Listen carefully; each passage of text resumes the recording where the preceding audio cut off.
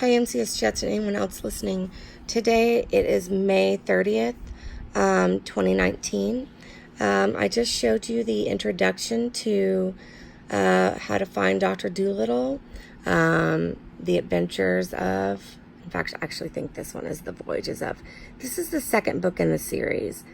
I thought I was going to be done with Dr. Doolittle, but I just remember how much I enjoyed his books from when I was your age.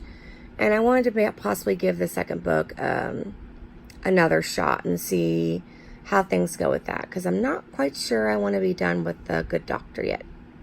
Anyway, please forgive me for anything that is fuzzy or if I'm moving around too much. I am reading this off of an iPad through my phone, so it's a little bit interesting. So we're going to do first chapter, The Cobbler's Son. My name was Tommy Stubbins, son of Jacob Stubbins, the cobbler of Puddleby-on-the-Marsh, and I was 9.5 years old. At that time, Puddleby was only quite a small town. A river ran through the middle of it, and over this river there was a very old stone bridge called King's Bridge, which led you from the marketplace on one side of the churchyard to the other. Sailing ships came up this river from the sea and anchored near the bridge. I used to go down and watch the sailors unloading the ships upon the river wall. The sailors sang strange songs as they pulled upon the ropes, and I learned these songs by heart. And I would sit on the river wall with my feet dangling over the water and sing with the men, pretending to myself that I too was a sailor. For I longed always to sail away with those brave ships when they turned their backs on Puddleby Church and went creeping down the river again, across wide, lonely marshes to the sea. I longed to go with them out into the world to seek my fortune in foreign lands, Africa, India, China, and Peru. When they got around the bend in the river and the water was hidden from view, you could still see their huge brown sails towering over the roofs of the town, moving onward slowly, like some gentle giants that walked among the houses without noise. What strange things they have seen, I wondered, when the next they came back to anchor at Kingsbridge. And dreaming of the lands I had never seen, I'd sit on there watching until they were out of sight. 3 great friends I had in Puddleby in those days. One was Joe the Mussel Man, who lived in a tiny hut by the edge of the water under the bridge.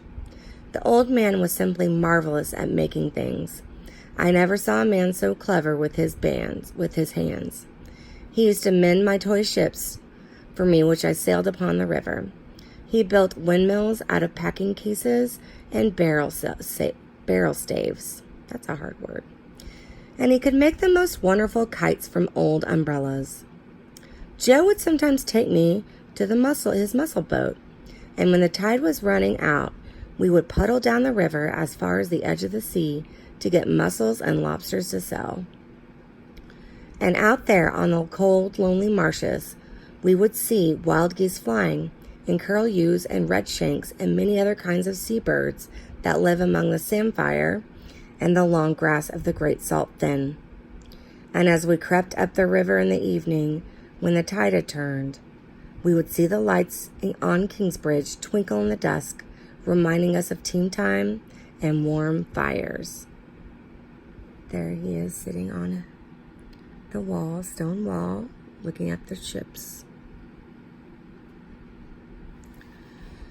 Another friend I had was Matthew Mugg, the cat's meat man. He was a funny old person with a bad squint. He looked rather awful, but he was really quite nice to talk to. He knew everybody in Puddleby, and he knew all the dogs and the cats. In those times, being a cat's meat man was a regular business, and you could see one nearly any day going through the streets with a wooden tray full of pieces of meat stuck on skewers saying, "Meat! Meat!" People paid him to give this meats to their cats and dogs instead of feeding them on dog biscuits and scraps from the table. I enjoyed going around with old Matthew and seeing the cats and dogs come running to the garden gates whenever they heard his call. Sometimes he let me give the meat to the animals myself, and I thought that this was great fun. He knew a lot about dogs, and he would tell me the names of the different kinds as we went through the town. He had several dogs of his own. One, a whippet, was a very fast runner, and Matthew used to win prizes with her at the Saturday coursing races. Another, a terrier, was a fine ratter. The Cats Meets Man used to make a business of rat catching for the millers and farmers, as well as his other trade of selling cat's meats. My third great friend was Luke the Hermit, but of him I will tell you more later on.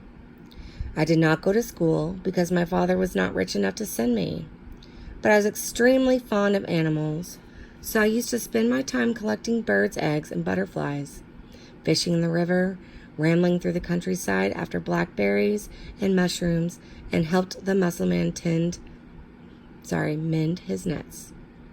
Yes, it was a very pleasant life I lived in those days long ago, though of course I did not think so then. I was 9.5 years old, and like all boys, I wanted to grow up, not knowing how well off I was with no cares and nothing to worry me. Always I longed. Sorry, I lost my space, guys. There it is. Always I longed for the time when I should be allowed to leave my father's house, to take passage in one of those brave ships, to sail down the river through the misty marshes of the sea, out into the world to seek my fortune. Now that is the end of chapter 1. And I know I was reading this, my camera would sometimes move this way and sometimes move this way. This is one of my first few times trying to read off of a screen while recording it on another screen. So I really hope that you be patient with me. I like that the voice of this character may be telling us some fun tales and maybe giving us a different perspective than we got when we were just with Dr. Doolittle and his animals. So I hope that you join me for more chapters, and I will try to get them out as soon as I can. I hope you Jets are doing okay, enjoying your first week of summer. Hopefully I will see you soon at our first Splash Pad story